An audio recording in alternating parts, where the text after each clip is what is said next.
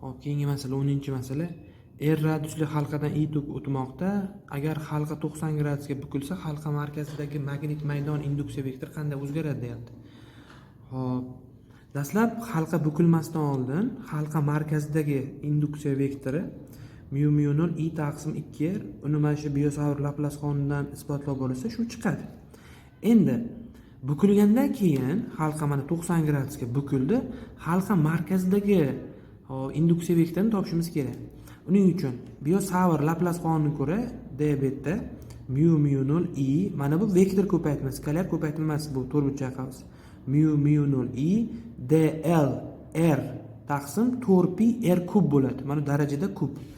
Endi mana bu vektor ko'paytmadan yo'yilsa mu 0 I dl r va burchak sinus fi taqsim 4pi r kub. Mana bu r bilan bitta qisqarib ketsa, demak bizda qolar ekan d betda mu 0 I dl mana bu joyda sinus fi taqsim r kvadrat qoldi. Shu joyda izohlab ketaylik. Mana bu vektor ko'paytma to'rtburchak qavs dl ko'paygani r ochildi. dl r sinus fi ular orasida burchak qilib.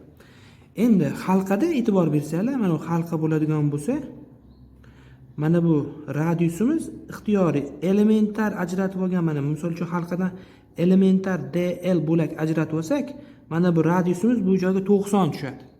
Shuning uchun mana bu fi 90 gradus, bu 1 bo'lib ketadi.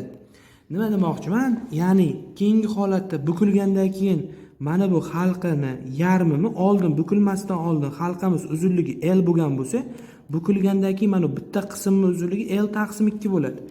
Ya'ni B ni o'zi 2 marta kamayadi. Markazda bitta bo'laylik B. Demak biz B1 ni B taqsim 2 deymiz. Mana bu yarmini markazda hosil qilgan. Endi qolgan yarmi ham mana bu ham markazdagisi B2 desak, u ham B taqsim 2. Endi ular orasida burchak 90 bo'lgani uchun, demak natijaviy B ni topamiz. Natijaviy B ildiz ostida B1 ni kvadrati plus B2 ni kvadrat. Endi mana uzunliklar teng, har ikkalasi o'rtasidan bo'lingancha L taqsim 2. Mana ular B taqsim 2 dan mana. Endi bunda B natijaviyimiz B1 ni o'rniga ham B taqsim 2 ni qo'yamiz, B2 ni o'rniga ham B taqsim 2 ni qo'yamiz. Dastlab mana B bo'lgan mana. Shunda kvadrat ko'tarib hisoblab qo'yadigan bo'lsak, bu ildiz ostida B kvadrat taqsim 4 plus B kvadrat taqsim 4 bo'ladi-da. Buni yig'indisi mana bu joydan yozaman. Ildiz ostida 2 B kvadrat taqsim 4 bo'lib, mana bular qisqasi mahrajda 2 qolar ekan. Demak, undan ildiz chiqarsam B taqsim ildiz ostida 2 bo'lar ekan. E'tibor bersanglar, keyingi holatda 90 gradusga bukilgandan keyin mana bu halqaning markazidagi induksiya vektori ildiz ostida 2 marta kamaydi. Dastlab B edi bukilmasdan oldin mu 0 I taqsim 2 edi. Bukilgandan keyin shu mana bu o'rtasidan bukilgani uchun mana bu bitta yoyi, ya'ni o'sha mana bu L taqsim 2, mana bu ham L taqsim 2 bo'ladi halqa.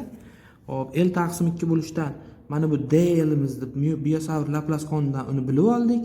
Demak, bu L taqsim 2 bo'lsa, dastlab B bo'lgan bo'lsa, B taqsim 2 bo'lishini va markazda natijaviysini topsak, B taqsim ildiz ostida 2 bo'ldi. Bu degani ildiz ostida 2 marta kamayadi degan javobni olamiz.